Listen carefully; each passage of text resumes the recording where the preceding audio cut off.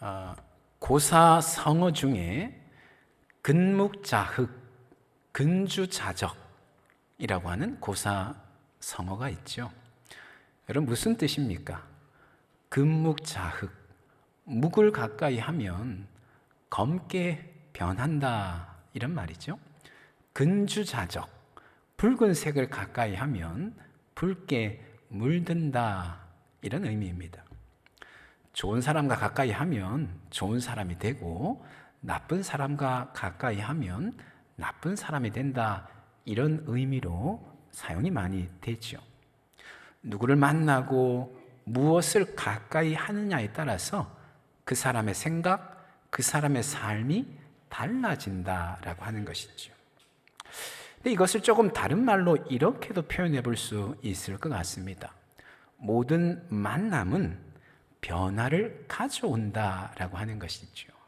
좋은 쪽의 변화이든 그렇지 못한 쪽의 변화이든 만남에는 반드시 변화가 일어나게 되어 있다라고 하는 것이죠. 가끔 교회 안에서 그런 경우를 볼 때가 있습니다. 전도한 사람이 어떻게 신앙생활을 하느냐에 따라서 전도받은 사람의 신앙생활이 달라지는 것이지요.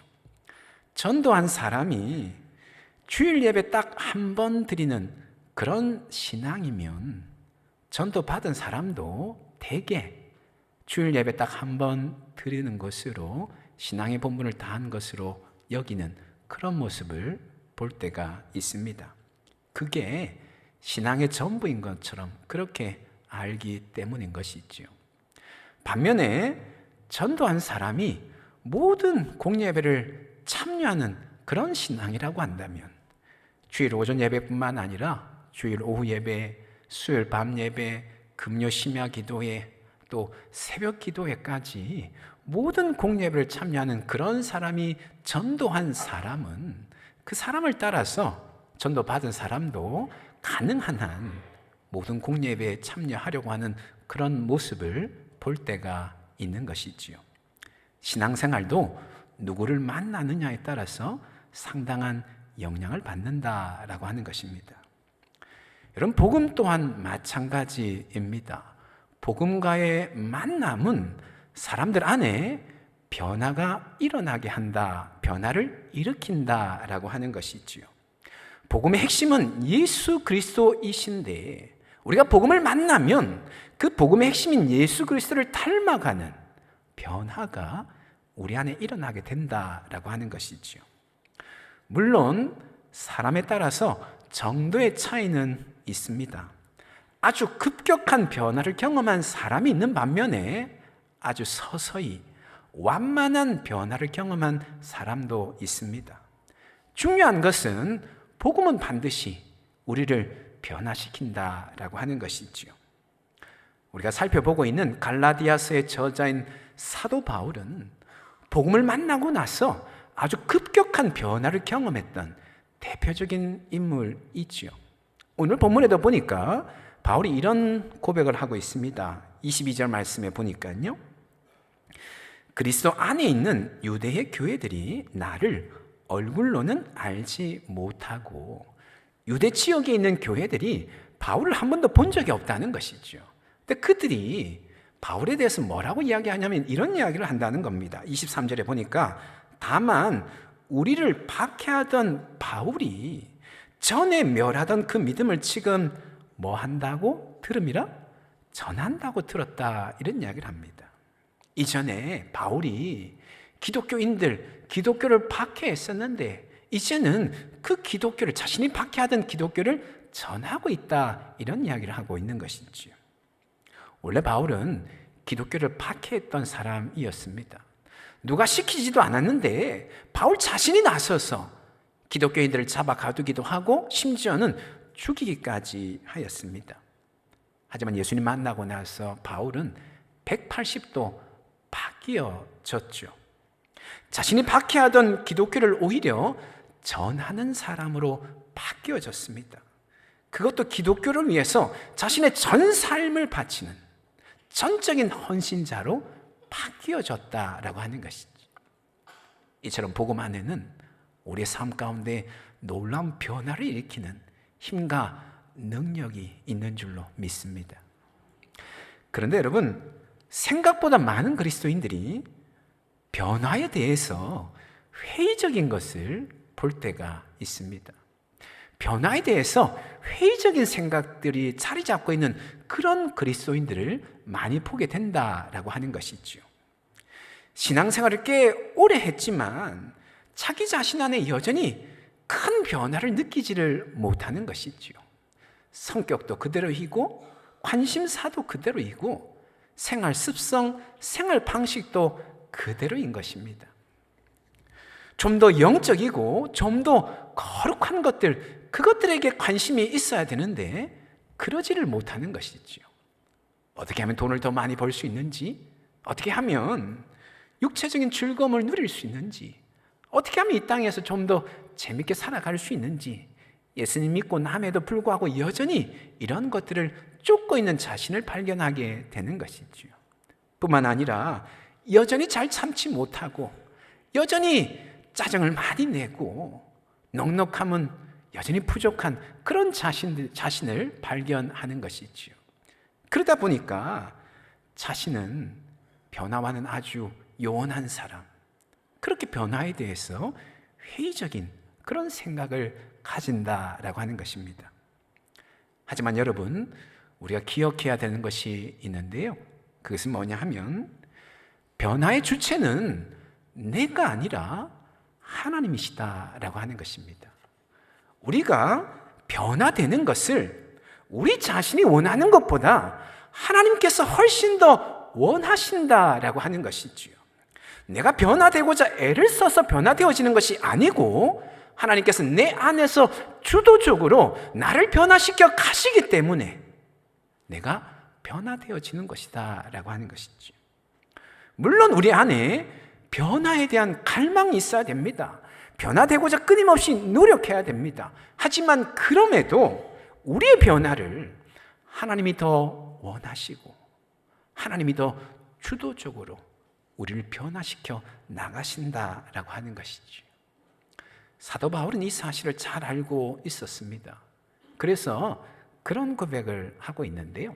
몇 주 전에 우리가 살펴본 말씀인데 오늘 본문 앞에 1장 13절 말씀에 바울이 이런 고백을 합니다.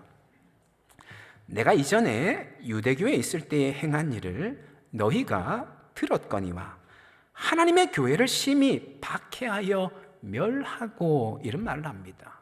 바울은 이전에 주님의 교회를 심히도 박해하고 멸하던 그런 사람이었다는 것이죠.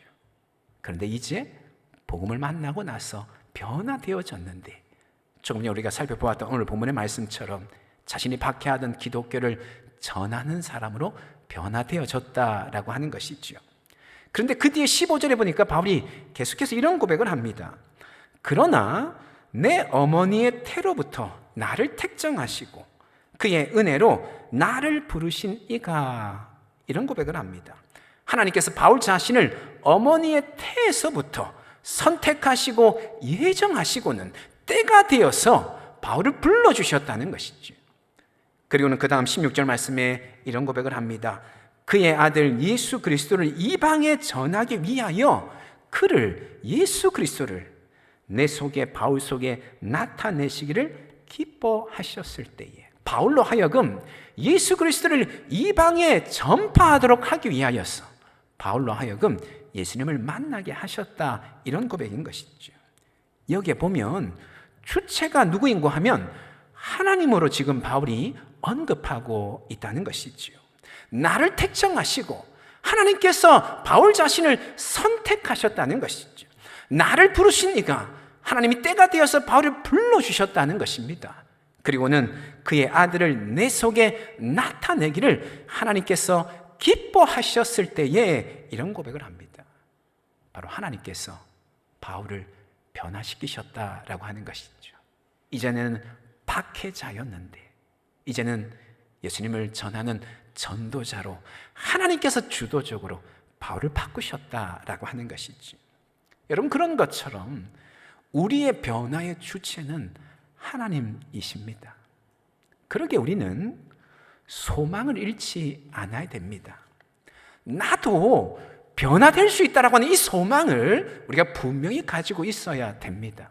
비록 더딜지라도, 비록 미미할지라도 분명한 것은 지금 나는 변화되어 가고 있고 앞으로 더욱더 변화될 것이라고 하는 그 사실에 대한 확신이 우리 가운데 있어야 된다라고 하는 것이죠. 만일 우리 중에 변화에 대해서 체념한 분이 우리 가운데 있다라고 한다면 다시금 희망을 가지시기를 바랍니다. 혹여라도 그냥 이렇게 살다가 그냥 주님 부르시면 천국 가면 되지, 냅둬유 뭐 이런 게 하잖아요. 혹시 그런 생각하고 계시는 분 있다고 한다면 나도 얼마든지 변화되고 있고 변화될 수 있다라고 하는 이 희망을 다시금 가지실 수 있기를 바랍니다. 우리가 노력하고 애를 써야 되는 부분도 있지만 근본적으로 하나님께서 내 안에서 지금도 계속해서 나를 변화시켜가고 계시다고 하는 그 사실 믿음으로 바라보시고 변화에 대한 기대와 열망으로 나를 변화시키시는 그 하나님께 우리 자신을 기꺼이 내어드릴 수 있기를 간절히 소망합니다. 다만 한 가지 더 우리가 기억할 것이 있는데요, 흔히 우리는 변화하면 의무감의 차원에서 변화를 받아들이는 그런 경향이 있습니다. 예수님 믿으면 변화되어야 된다라고 말을 하니까 어떻게든 애를 써서라도 변화되려고 노력하는 그런 모습이 있다라고 하는 것이죠. 그래서 변화되기 위해서 내가 좋아하는 것들은 반드시 포기해야 된다 이런 생각을 합니다. 그래서 변화되기 위해서 끊임없이 훈련해야 된다 그런 생각을 합니다. 규율을 세워놓고 그 규율을 어떻게든 따라야 된다 그런 생각을 한다는 것이죠. 여러분, 이런 생각은 변화의 한쪽 면만 본 결과입니다. 변화를 위해서 내가 좋아하는 것을 포기하기도 해야 되고 그래서 규율과 훈련이 필요하기도 합니다. 하지만 그럼에도 변화에 있어서 의무감의 측면만 있는 것은 결코 아닙니다. 오히려 그보다도 근본적인 차원이 있습니다. 그것이 뭐냐 하면 우리 스스로가 기대하고 열망하는 변화에 대한 기대와 열망이 우리 안에서 저절로 생겨나는 그런 차원이 더 근본적이다라고 하는 것이지요. 변화되고 싶은 그런 사모하는 열망하는 마음이 우리 안에 자연스럽게 일어나는 것이 우리의 변화의 더욱더 근본적인 차원이다라고 하는 것입니다. 왜 그럴까요? 변화된 삶은 내가 좋아하는 어떤 것보다 훨씬 더 좋은 것이기 때문에 그런 것이죠. 이 세상이 주는 쾌락, 즐거움과는 비교도 할 수 없는 행복과 즐거움을 변화된 삶, 그 거룩함이 우리에게 가져다 준다라고 하는 것이죠. 우리가 이 세상의 즐거움, 이 세상의 쾌락들을 좀처럼 놓지 못하지만 그러나 변화된 삶, 그 거룩은 이 세상의 즐거움과는 비교도 할 수 없는 행복과 즐거움을 가져다 주기 때문에 그렇다라고 하는 것이지요. 그러기에 변화의 더 근본적인 차원은 뭐냐 하면 의무감의 차원보다는 우리 안에 자발적으로 사모하고 기대하고 열망하는 그런 차원이다라고 하는 것이지요. 엊그제도 어느 집사님과 대화를 나누다가 그런 이야기를 그 집사님이 하는 것을 들었는데요, 이분이 사회적으로 모임이 아주 많은 거예요. 모임이 11-12개 정도 된다라고 하더라고요. 한 달에 11-12개 모임을 정기적으로 나가야 되는 분입니다. 워낙 성격이 좋은 분이다 보니까 주변의 사람들이 그냥 내버려 두지를 않는 거죠. 근데 이분이 최근 1-2년 사이에 이 모든 모임을 다 정리를 했다는 거예요. 공적으로 본인이 가야 되는 모임 아니고는 다 정리를 했다는 겁니다. 그리고는 교회 모임에만 집중하고 있다라고 하는 거예요. 그러면서 그분이 그런 이야기를 합니다.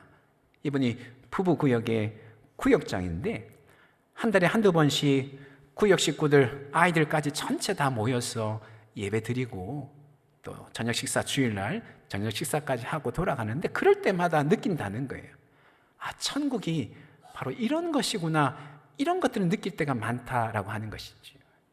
자신이 수많은 세상 모임에 참여하지만 좋은 사람들도 많이 있고 즐거운 일들도 많지만 세상 그 어떤 모임에서도 느끼지 못하는, 세상 그 어떤 모임도 주지 않는, 세상의 모임과는 차원이 다른 그런 행복과 즐거움이 그 가운데 있는 것을 깨닫고 있다, 그런 이야기를 하는 것이죠. 그래서 만약에 세상에 천국이 있다면 자신은 교회가 바로 천국이다, 자신 있게 이야기할 수 있다, 이런 이야기를 하는 것이죠. 여러분, 그런 것입니다. 우리가 그리스도 안에서 변화되어야 한다라고 해서 의무감으로 억지로 변화되어야 하는 것이 아니라는 것이죠. 내가 좋아하는 것을 억지로 끊어내고 본성을 거슬러야지만 변화되어질 수 있는 것이 결코 아니라는 것입니다. 물론 세상에 좋은 것들이 참 많습니다. 즐거운 것들이 참 많습니다. 여러분, TV 드라마 얼마나 재미있습니까? 드라마 보고 있으면 세상 모든 근심 걱정들 다 달아납니다. 드라마를 보는 그 시간만큼은 마치 천국에 있는 것만 같은. 아무도 동의를 안 하시네요. 제가 어느 양육 모임에서 이제 나눔을 하는데, 돌아가면서 이제 하루 생활 중에 어디에 시간을 많이 썼는가 이야기를 하는데, 생각보다 우리 권사님들이 TV를 사랑하시더라고요. TV는 나의 목자시니, 이런 고백들. 물론 TV만 보시는 건 아니고 경건 생활들도 다 열심히 하시는 분이신데, 여러분, 세상에 얼마나 좋고 즐거운 것들이 많습니까? 하지만 변화된 삶은 이보다 훨씬 더 좋은 것이다 라고 하는 것이죠. 세상의 좋은 것들과는 비교도 할 수 없는 차원이 다르게 훨씬 좋은 것이다 라고 하는 것입니다. 그러게 우리의 변화는, 우리 그리스도인들의 변화는 좋은 것에서 훨씬 더 좋은 것으로의 변화이다 라고 하는 것이죠. 억지로 의무감으로 어쩔 수 없어서 변해가는 것이 아니라 사모하고 기대하고 열망하는 그런 차원의 변화이다 라고 하는 것이죠. 사랑하는 여러분, 바라옵기는 변화된 삶이 얼마나 행복하고 즐겁고 좋은 것인가 라고 하는 것을 깊이 깨달아 하는 은혜가 여러분 가운데 임하기를 예수님의 이름으로 축원합니다. 변화된 삶이 얼마나 행복한 것인가, 얼마나 좋은 것인가 라고 하는 것을 깨달을 수 있도록 날마다 하나님 앞에 기도할 수 있기를 바랍니다. 그래서 변화에 대한 기대, 그 열망 가운데 조금씩 예수님 닮아가는 변화의 삶을 살아가는 우리 모두가 다 될 수 있기를 예수님의 이름으로 축원합니다. 하지만 여러분, 문제가 한 가지 있습니다. 우리의 변화가 훨씬 더 좋은 것으로의 변화라고 하는 것을 잘 알지만 우리 안에 어떤 속성이 있는가 하면 덜 좋은 것에 머물러 있으려고 하는 그런 속성이 우리 안에 있다는 것이죠. 변화된 삶, 거룩이라고 하는 것이 훨씬 더 높은 차원의 좋은 것이다라고 하는 것을 너무나도 잘 알지만 우리 안에는 여전히 세상의 덜 좋은 차원의 세상의 즐거움에 안주하려고 하는 그런 속성이 우리 가운데 있다라고 하는 것이죠. 요즘에는 아메리카노 커피가 상당히 많이 보급화되어 있지 않습니까? 근데 적어도 한 14, 15년 전만 해도 아메리카노 마시는 분은 별로 없었죠. 거의 대부분이 어떤 커피를 마셨습니까? 삼박자 커피라고 하죠. 믹스 커피를 다들 마셨습니다. 이게 참 맛있습니다. 달달하니 참 한 잔 마시면 기분이 좋아지고 또 피곤할 때면 눈도 뜨여지는 그런 효과도 있는 것이죠. 하지만 그 삼박자 커피 안에 있는 프림이나 설탕이 몸에 좋지 않다라고 하는 이런 이야기가 점점 확산되고 또 아메리카노 커피가 점점 더 보급이 많이 되면서 요즘 많은 사람들이 믹스 커피에서 아메리카노 커피로 갈아탔죠. 저도 갈아탄 사람 중에 한 사람인데요. 원래 제가 커피를 좋아해서 하루에 한창 때 많이 마실 때는 믹스 커피를 10잔도 마시고 했던 그런 사람인데, 근데 이제 아메리카노 커피로 갈아탔습니다. 근데 이게 단번에 되는 일이 아닌 거예요. 한번 이제 아메리카노 갈아타서 마시다가도 주일날 사역하면서 피곤하면 어떻습니까? 단 게 땡기잖아요. 그러면 이제 커피 한 잔, 믹스 커피 한 잔 타서 한두 잔 마시다 보면 다시 믹스 커피로 돌아가게 되죠. 그러다 다시 또 아메리카노 커피를 또 조금씩 마시면서 바꿔야 되겠다고 해서 바꾸다가 또 돌아가게 되는, 서너 번 이렇게 왔다 갔다 하는 그런 과정을 거치게 되는 거죠. 그래서 저는 이제는 아예 이제 믹스 커피는 1년에 한 번 먹을까 말까 할 정도로 완전히 이제 아메리카노 커피로 바꿔졌습니다만, 여러분 그런 것입니다. 우리가 아무리 좋은 것이라고 하는 것을 알지만 그럼에도 덜 좋은 것에 머물러 있으려고 하는 그런 속성이 우리 가운데 있는 것이죠. 거룩이라고 하는 것 너무나 좋고 정말 차원 높은 그런 것이라고 하는 것을 잘 알지만 덜 좋은 세상의 즐거움 안에 머물러 있으려고 하는 그런 속성이 우리 가운데 있다는 것이죠. 그러다 보니까 변화는 요란한 것이 될 때가 참 많은 것이죠. 여러분 어떻게 해야 하겠습니까? 어떻게 해야 우리의 시선, 우리의 기대, 우리의 열망이 훨씬 더 좋은 것, 영적이고도 거룩하고도 영원한 것, 온전히 그것을 향할 수 있을까요? 사도 바울은 이런 대답을 우리에게 주고 있습니다. 로마서 8장 12절 말씀에 이런 말씀을 합니다. 그러므로 형제들아, 우리가 빚진 자로되 육신에게 져서 육신대로 살 것이 아니니라. 육신을 이겨야 된다라고 하는 것이죠. 근데 어떻게 하면 육신을 이기는 삶을 살 수 있겠는가? 그 다음 13절에서 이렇게 말씀을 합니다. 우리 다 같이 한번 13절 말씀 읽겠습니다. 너희가 육신대로 살면 반드시 죽을 것이로되 영으로서 몸의 행실을 죽이면 살리니. 무엇으로서? 영으로서. 성령 안에서 성령의 이끌림을 받을 때에 육신의 삶을 이길 수 있다, 그런 말씀을 하고 있는 것이죠. 비록 우리 안에 덜 좋은 세상의 즐거움 안에 안주하려고 하는 그런 속성이 있을지라도 우리 안에 내주에 계신 그 성령 하나님 안에 거할 때에, 그 성령 하나님 전적으로 의지하며 나아갈 때에 더 좋은 것, 영적이고도 거룩하고도 영원한 것들을 사모하고 기대하고 열망하게 된다라고 하는 것이지. 그렇게 바울은 우리에게 권면하는 것입니다. 성령 안에서 성령 꼭 붙잡고 성령을 의지하며 살 것을 권면하고 있는 것입니다. 또 한 가지 바울이 우리에게 권면하는 것이 있습니다. 그것은 뭐냐면요, 기도할 것을 권면하는데요, 로마서 8장 26절에 보니까 이런 말씀을 하고 있습니다. 이와 같이 성령도 우리의 연약함을 어떻게 하신다고요? 도우시나니. 성령께서 우리의 연약함을 도우시는 분이시라는 것이죠. 우리는 마땅히 기도할 바를 알지 못하나 오직 성령이 말할 수 없는 탄식으로 우리를 위하여서 친히 간구하시느니라. 우리는 연약해서 무엇이 좋은지 알지 못하여서 좋은 것을 구하지 못한다는 것이죠. 그런데 우리 안에 계신 성령께서 말할 수 없는 탄식으로 우리를 위해서 기도하신다는 거예요. 좋은 것이 무엇인지 깨닫게 하고 그 좋은 것을 추구하도록 기도한다는 겁니다. 근데 로마서 8장 26절 이 말씀 안에는 우리의 기도가 전제로 깔려 있습니다. 우리가 기도할 때에 성령께서 그와 같이 영적인 싸움에서 승리할 수 있도록 우리를 도우신다, 그런 말씀인 것이죠. 여러분, 기도란 우리의 필요를 아뢰는 것이 아닙니다.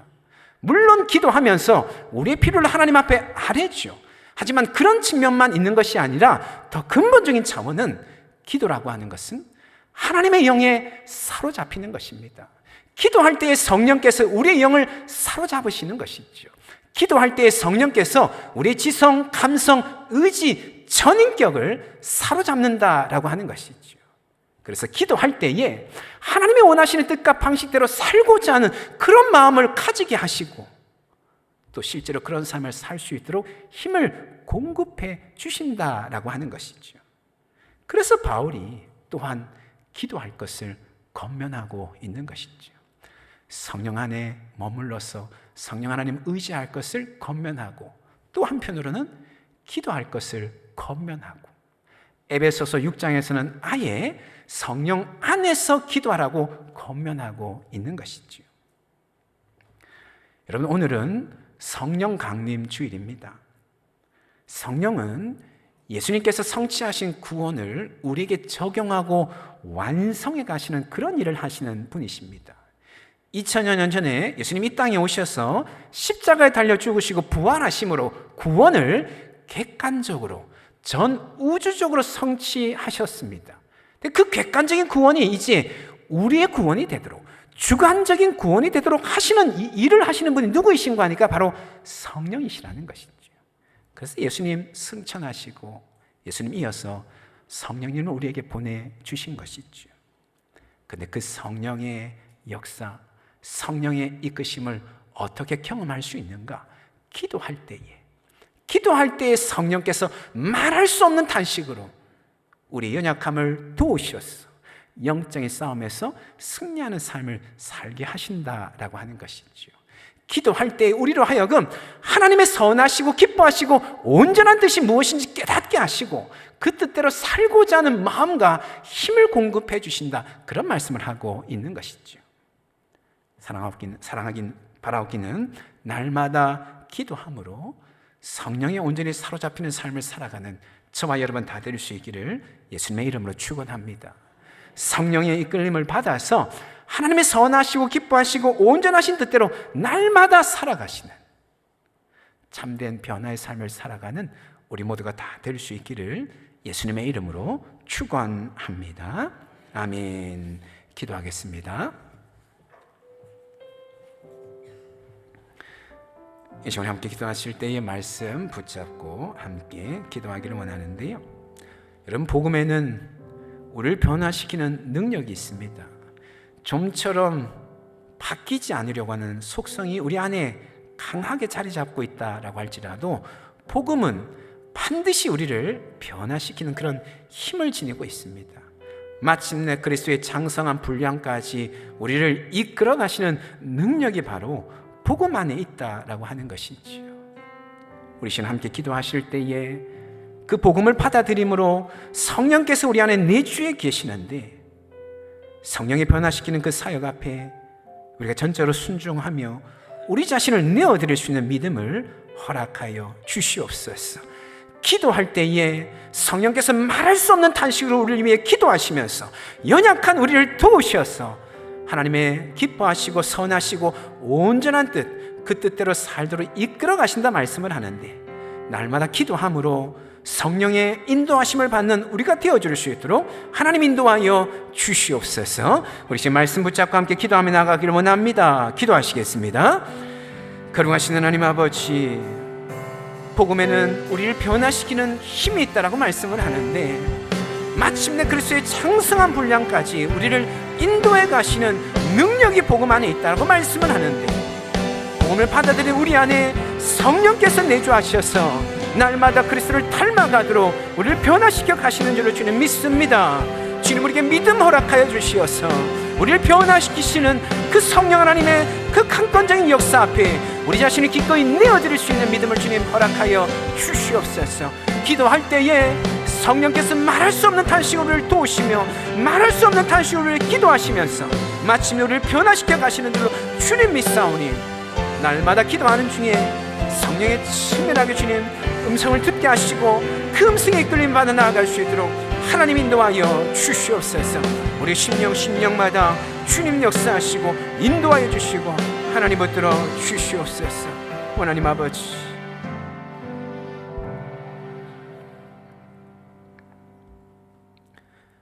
거룩하신 하나님, 복음에는 우리를 변화시키는 힘이 있고 능력이 있음을 분명히 기억하게 하여 주시옵소서.